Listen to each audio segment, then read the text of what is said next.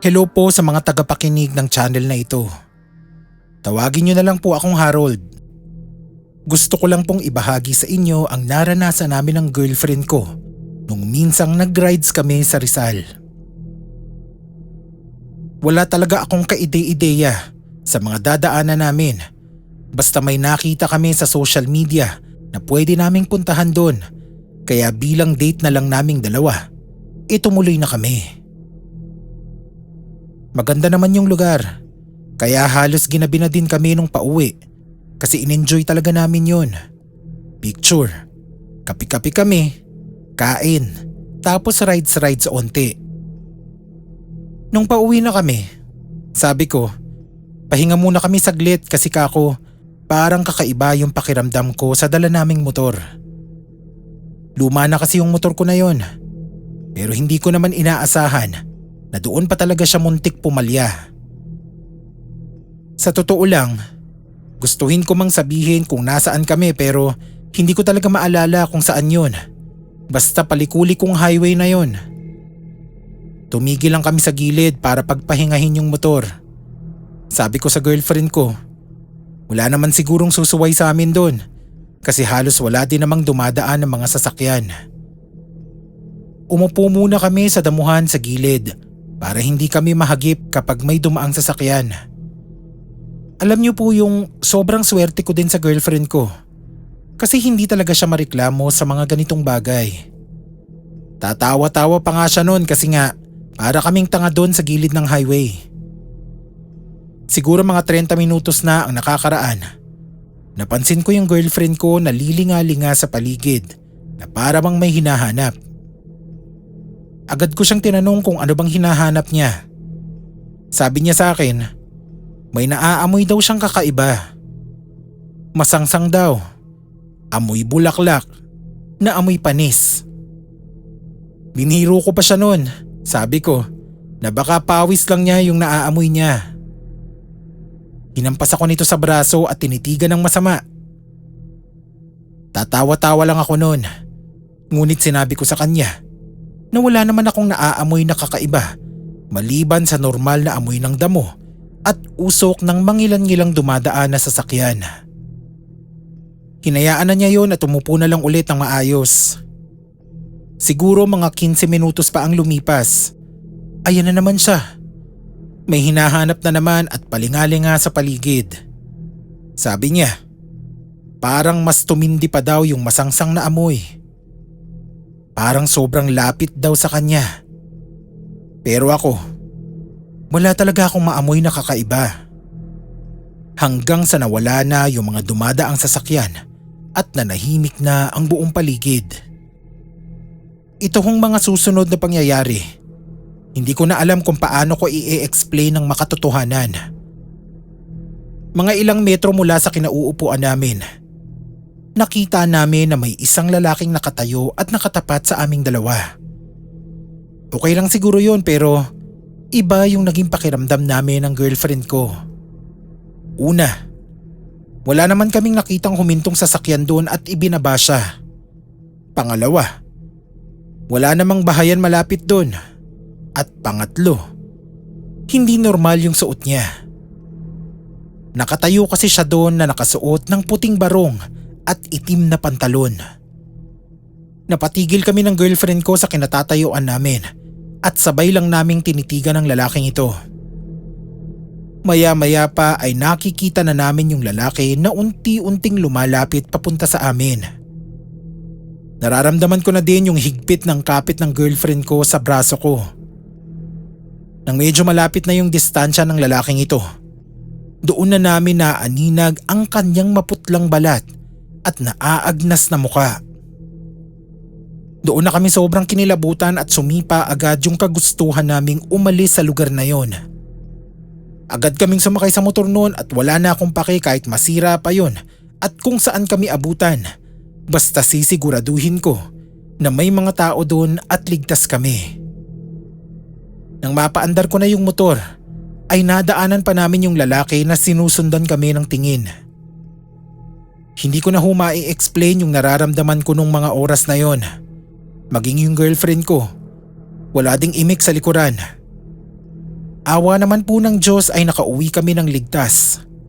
Ngunit hindi namin pinag-usapan ang pangyayaring yon ng ilang araw hanggang sa tingin namin kaya na naming pagkwentuhan. In shock pa din po kasi yung buong katawan namin sa nangyari at ang tangi naming ginawa pagkarating sa bahay ay matulog. Doon ko lang nalaman na kapag sobrang shock ng katawan mo, talagang pagod na pagod yung pakiramdam mo na halos hindi ka makagulapay. Isa din pong sinisigurado namin kapag babiyahe kami matapos nun, magdala ng mga pangontra sa mga ganitong espiritu at mga engkanto. Maliban pa dun, ang palagi ang pagdarasal namin ng taimtim para sa aming kaligtasan.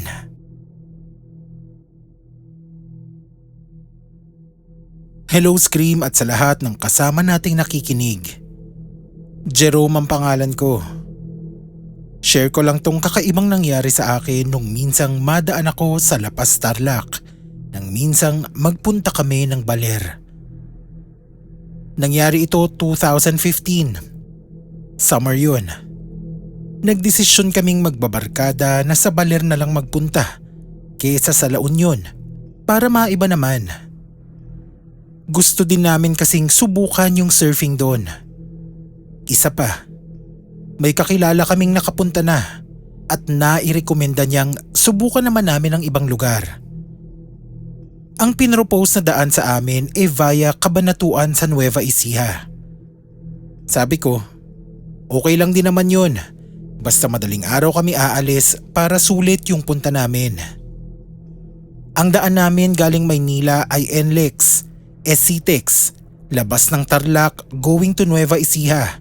Tapos Cabanatuan, then Maria Aurora na. Approximately 7 hours siguro yung biyahe. May mga stopover naman kaya walang naging problema sa akin.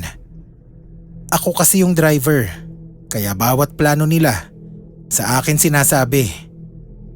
Pumayag naman ako. 2:00 kami ng madaling araw umalis ng Maynila at bandang 4:00 nasa La Paz na kami. Hindi ako masyadong bumabiyahe pa norte, kaya hindi ako pamilyar sa mga daanan doon. Pero nung dumating kami sa parting La Paz sa Tarlac, merong parte doon na mahabang tulay na sobrang dilim. Hindi ko na alam kung anong eksaktong lokasyon nun. Ang sigurado lang ako, La Paz na siya. Habang nagdadrive, nagulat na lang ako nang bigla na lang may nagpapalakas ng refleksyon ng ilaw sa rearview mirror ko. Tinignan ko yun at sinubukang aninagin kung anong klaseng sasakyan yun. Sa sobrang lakas kasi, akala ko truck yun.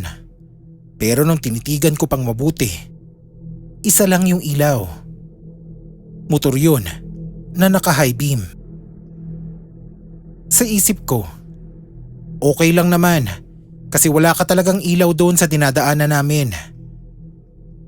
Hinayaan ko lang at nag-focus na lang ako sa kalsada kasi hindi naman diretso yung tulay na yon. Pakurba yun at ang kinakatakot ko baka mawalan ako ng kontrol sa pagliko ko sa kurbada. Ngunit sa gulat ko, pagkaliko ko doon sa kurbada ng tulay, bigla na lang nawala yung motor na nasa likod ko. As in biglang dumilim yung kalsada. Hindi naman ako natakot ng mga oras na yon. More on pagtataka yung naramdaman ko. Habang patuloy sa pagmamaneho, napaisip ako. Kasi yung motor na yon, biglang lumitaw yon sa kalagitnaan ng tulay. At bago pa man kami makalabas ng tulay na yon, bigla na lang itong nawala. Sige, sabihin na lang natin na baka sira yung ilaw niya. Pero antay ako ng antay kung may maaaninag akong motor na bubuntot sa akin at gagamitin yung sasakyan ko bilang ilaw sa kalsada. Pero wala talaga. As in parang ako lang yung nandun.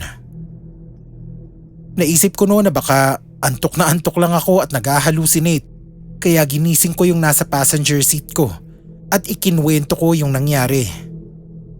Aligaga din siya sa pag-aayos kasi iniisip niya na baka inaantok ako, pero hindi.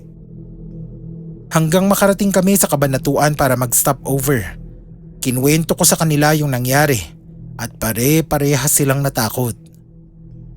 Binilahan nila ako ng sangkatutak na pagkain tsaka kape noon at sinigurado din nung nasa passenger seat na hindi siya makakatulog hanggang makarating kami sa baler. Awa ng Diyos, nakarating din kami ng maayos at nakauwi din kami sa Maynila nang walang nangyayari sa aming masama. Pero sa tinagal-tagal kong nagmamaneho, noon lang ako naka-experience ng ganoon sa kalsada.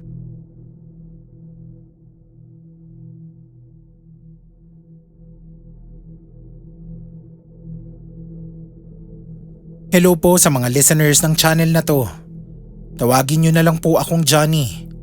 Alias ko lang po yan. Itago nyo na lang po ang totoo kong pagkatao. Share ko lang po yung naranasan namin ng mga tropa ko nung bumiyahe kami papuntang Subic. Summer yun ng 2012. Nag-decide kami ng mga tropa ko na mag-beach at unang naisip naming puntahan ay Subic. Mabilis na lang kasi ang biyahe dahil sa SCTEX kapag galing ka sa Maynila. Nung nasa stopover kami, nagulat na lang kami kasi may biglang lumapit na pulubi sa amin na nanglilimos. Lalaki yun na siguro nasa 40 ang edad. Dahil pupungas-pungas pa kami at pagod din yung driver, tinanggihan namin yung pulubi nung nanlilimos siya. Tapos noon ay nagtuloy na kaming bumiyahe at nakarating naman ng maayos sa resort. Pagkapark namin, nagulat kami nang may lumapit na namang pulubi sa amin para manlimos. Hindi namin yun napansin nung una, pero nung nasa loob na kami nang tutuluyan namin, nabanggit nung isa naming kasama na parang kahawig nung lumapit sa aming pulubi sa stopover yung pulubi na lumapit sa amin pagdating namin sa resort. Nagtawanan lang kami doon kasi paano namang makakarating yung pulubi ng ganoon kabilis doon sa resort? Maliban na lang siguro kung lumilipad siya, di ba? So hindi na namin talaga binigyan ng oras na isipin pa kung totoo ba yun o hindi. Ngunit matapos ng mga pangyayaring yun, napadalas yung paglapit ng mga pulubi sa amin kahit saan kami magpunta. Doon na namin sinimulang tandaan ang mukha ng mga lumalapit sa amin at doon na namin napagtanto na parang iisang pulubi nga lang yung lumalapit sa amin kahit saan kami magpunta. Ito na nga. Isang gabing nasa bonfire kami at syempre nagiinuman.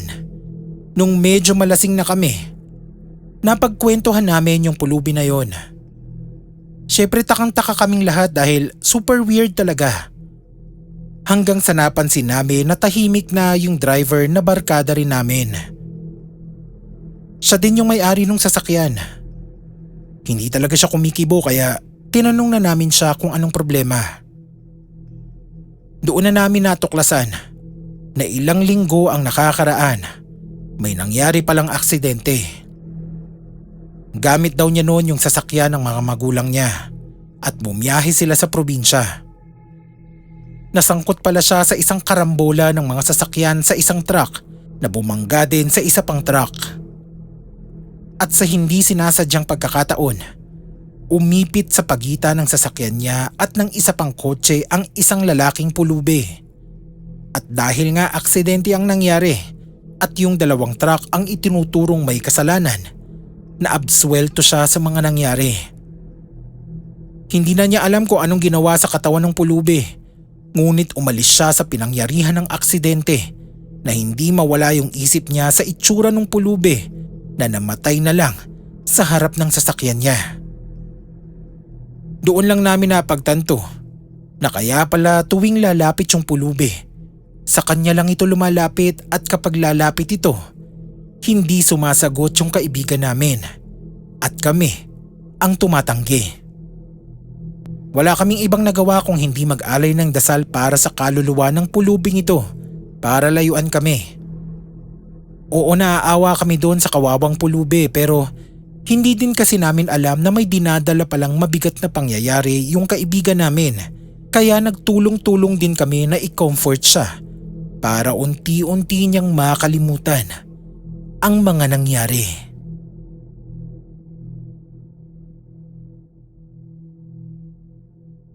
Hello po sa lahat ng tagapakinig. Marami akong oras ngayon dahil sa pandemic, kaya naisulat ko to. Fan po ako ng Spotify nyo, kaya dito ko napiling ipadala itong kwento ko. 2010 pa lang po, talagang pinag-iipunan ko na makabili ng sarili kong sasakyan. Pwede naman ho akong humingi ng pambili sa mga magulang ko, pero nakakahiya na kasi dahil may trabaho naman ako. Kaya after 5 years, nakaipon na din ako ng sapat na pera. Kaya ang pinag-iisipan ko nun, kung second hand ba yung bibilin ko ng cash o bibili ako ng brand new pero hulugan. Kinausap ko talaga yung mga magulang at kaibigan ko tungkol dyan at iisa lang ang payo nila. Dahil unang kotse ko to, siguro mas okay na second hand na lang muna kasi magpa-practice pa lang naman ako magmaneho. So ayun nga ang nangyari. Bumili ako ng second hand na sasakyan mula sa kakilala ng barkada ko na buy and sell ng sasakyan ang negosyo. Hindi ko naman tinanong yung history ng sasakyan. Basta ang sinigurado ko ay walang sira ang makina at iba pang parte ng sasakyan. Sa totoo lang sobrang ganda pa nung takbo ng sasakyan at kahit saan ako magpunta nun, hindi talaga yun pumapalya. Ngunit ang hindi talaga mawala-wala doon sa sasakyan na yun, yung pakiramdam na para kang laging may kasama sa loob. Hindi ko yun sinabi kahit kanino at palagi ko na lang ipinagsasawalang bahala. Hanggang sa isang gabi, nang sunduin ko yung girlfriend ko sa isang event ng opisina nila. Gamit ko yung sasakyan ko noon at nung makapag-park na ako malapit sa venue ng event nila, nag-send ako ng picture sa girlfriend ko at sinabing iintayin ko na lang siya doon. Puyat na puyat din ako nung gabi na yun dahil sa dami ng trabahong ginawa namin sa opisina nung isang araw. So sinabi ko sa girlfriend ko na maiidlip lang muna ako sa sasakyan at gisingin na lang niya ako kapag nandun na siya sa parking. Sa totoo lang sobrang lalim ng tulog ko noon kasi pagod at puyat ako. Nagising na lang ako noon sa lakas ng kalabog ng girlfriend ko sa salamin sa driver's side. Tumingin ako sa kanya nang magising at dahil nga kakagising ko lang, hindi ko maintindihan yung sinasabi niya.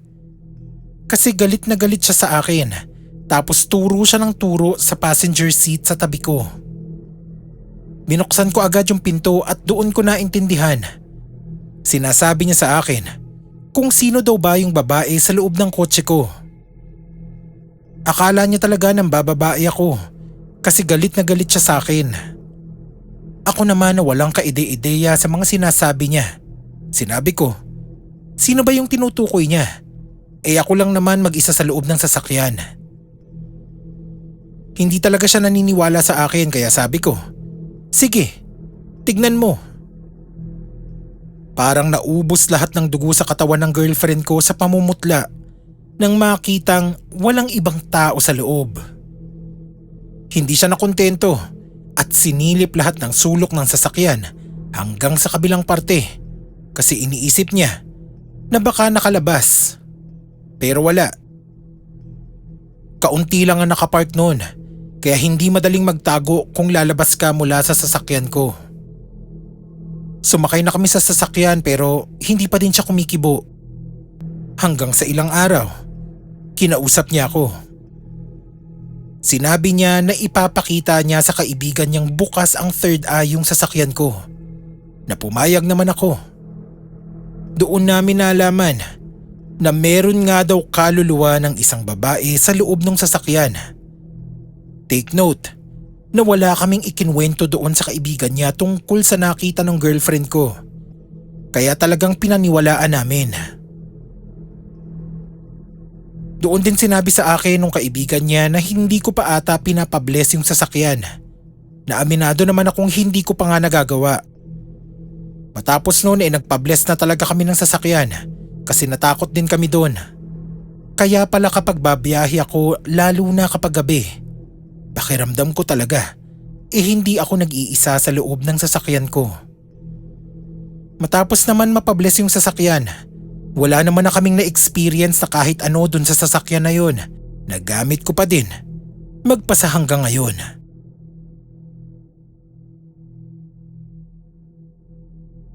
Hello Scream PH at sa lahat ng nakikinig sa channel na to. Maigsi lang po itong kwento ko pero gusto ko pa din pong i-share sa inyong lahat. Nangyari po ito 2002 pa nung nakatira pa ako sa Samar. Medyo bata-bata pa ako nito at natututo pa lang magmaneho ng motor. Nung mga panahon na yon underage pa ako at wala pang lisensya. Pero dahil gusto nga akong turuan ng maaga ng mga pinsan ko, pinapagamit nila sa akin yung motor nila kapag mga wala silang pasok. Linggo yun, tandan-tanda ko pa, mga alas 5 ng hapon. Doon kasi sa lugar namin, wala naman talagang masyadong dumadaan na sasakyan at medyo baryo na din. Kaya kapag linggo at alam naming walang hulihan, pinapayagan nila akong magliwaliw gamit yung isa sa mga motor nila. Ngunit ang kabilin-bilinan nila sa akin ay syempre, wag akong lalayo. Enjoy na enjoy ako noon sa pagmamaneho at hindi ko na namalaya na napalayo na pala ako sa amin. Doon kasi sa dulo ng barangay namin, may mga abandonadong bahay na. Ngunit sa mga abandonadong bahay doon, may isa na kinatatakutan ng mga tao. Bahay yun na nasa loob ng isang bukid. Siguro plantation. Hindi ko na din alam. Basta may gate yun na malayo sa bahay. Pero mula sa kalsada, tanaw mo pa yung bahay na yun. Dahil alam ko nga yung kwento ng bahay, binilisan ko pa yung patakbo ko at maya-maya pa, ayun, malayong malayo na ako sa amin. Sa patuloy kong paglilibot, ginabi na ako pa uwi. At syempre, kung saan ako dumaan kanina, doon din ako dadaan pabalik. Madadaanan ko din yung mga abandonadong bahay kanina. Medyo madilim na noon at kumakabog na din yung dibdib ko. Hindi dahil sa takot ko sa dinadaanan, pero mas natatakot ako sa paggalit ng nanay ko pati ng mga pinsan ko.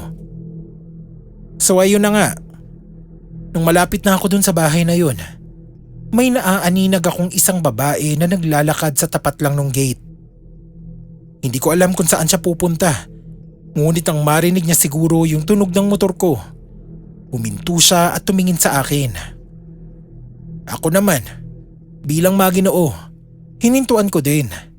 Kasi alam ko namang wala nang dumadaan doon sa kalsadang yon, lalo na sa ganung oras. Tinanong ko siya kung saan siya pupunta, ngunit hindi siya nagsasalita. Tumuro lang siya sa malayo, pero nagets ko naman na papunta siya sa bukana ng barangay. Siguro lang yun kasi yung naisip ko noon. Di tinanong ko siya kung okay lang ba na isabay ko na siya. Ngumiti lang siya sa akin at agad na umangkas sa motor ko. Ramdam ko pa yung bigat niya sa likod ko nung una. Pero dahil nga ang nasa isip ko lang, mapapagalitan na ako kapag hindi pa ako nagmadali. Wala na akong pakinon at binilisan ko na ang pagpapatakbo ng motor. Bago pa ako makarating sa bukana ng barangay namin, nagulat na lang ako nang biglang humarurot yung motor ko ng mag-isa. Hindi ko naman pinihit pero ramdam ko yung paggaan ng motor ko. Sa pagtataka, napatingin ako sa side mirror ko at laking gulat ko nang wala na pala yung angkas ko kanina. Kabado ako noon kaya huminto ako agad at bumaba. Naisip ko kasi noon na baka nahulog yung angkas ko dahil sa bilis ng patakbo. Lilinga-linga ako sa paligid nang makita ko sa di kalayuan ang parehas ng babaeng nakatayo at nakangiti sa akin. Tumingin lang din ako sa kanya at pasigaw na tinanong kung ayos lang ba siya. Wala itong reaksyon sa akin. Ngunit kasunod ng tanong ko ay ang pag-ihip ng napakalamig na hangin na tila ba may samyo ng kamatayan. Sobrang kinilabutan ako ng mga oras na yon at humigit pa ang takot ko nang makita ko ang babae na unti-unting naglalaho sa harap ko na parang alabok na kulay puti. Doon na sumipa yung takot ko at agad na sumakay sa motor. Nagpaharurot na ako papasok sa barangay namin, dun sa maraming tao, at nagdire-diretso pa uwi sa amin. Oo, pagdating, sangkatutak na sermon ang inabot ko. Ngunit mabuti na yon, kesa naman habulin ako ng multo ng babaeng yon at maisipan ulit umangkas sa motor ko.